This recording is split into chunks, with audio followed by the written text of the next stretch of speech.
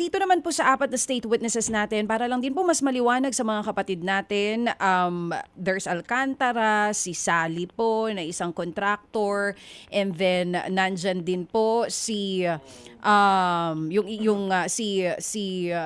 dating DPWH Bernardo, Undersecretary Bernardo Yusek. Opo. Paano po yung magiging papel nila dito sa kaso? At saka hanggang saan po yung magiging immunity nitong mga taong ito? May limitasyon po ba sakaling merong bagong ebidensya na lalabas against them? Yes po.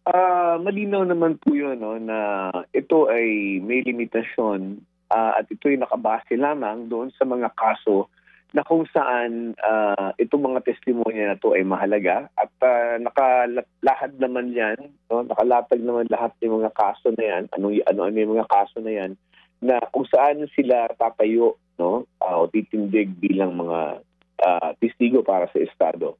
Pero hindi po yan yung sinasabi natin na immunity para sa lahat ng kaso, na hindi na sila pwedeng kasuhan. Ang ibig sabihin po niyan is kung meron pong kaso later on, no, in the future na makikita natin pinasangkutan nila at ito ay hindi bahagi ng kanilang kasunduan with the Department of Justice o sa kanilang Memorandum of Agreement, ay maaari pa rin po silang maimbestigahan, maaari pa rin po silang makasuhan.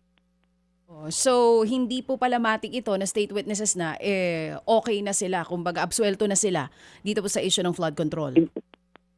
Hindi po, lalong-lalo na dito sa issue ng flood control kasi medyo unique ho itong kaso ng flood control dahil sa hindi ho natin alam ang lawak, no? Ang alam natin sa ngayon, ito yung mga kaso, pero meron ho kasi mga lumalabas sa in the course of the investigation, may mga lumalabas ng ibang mga kaso na involved pala dito, no? O maaring masangkot itong mga tao na to.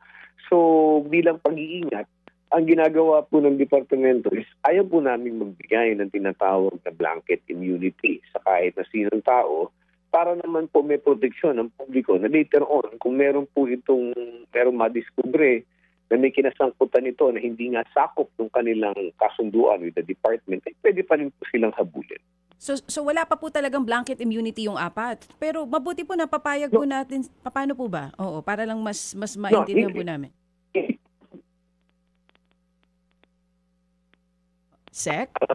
Medyo nagkakaroon lang po tayo ng problema sa linya po natin, mga kapatid. Mamaya balikan po natin siya. Opo, pero si Ginoong Fadulyong po ang ating Prosecutor General ng DOJ. Kumbaga dati po ang tawag sa kanya ay Chief State Prosecutor. Ngayon po ang tawag na dahil po sa pagbabago po ng batas ay Prosecutor General. Alright, siya po si Prosec. Ayan, Richard Fadulyon. Opo, you were saying po sa katanungan po ni Chacha, Prosec. Go ahead, sir. Yeah, talagang hindi po kami nagbibigay ng blanket immunity sa mga testigo. Sabi ko nga ho, normally sa isang kaso, kung ang pinag-uusapan natin ay isang kaso lang, immunity yan for that particular case. Okay? Pero ito ho kasi, napakarami ho kasi mga kaso na nagsasanga-sanga. Pinag-uusapan nga natin dito, ilang daang proyekto ito, no, na flood control projects.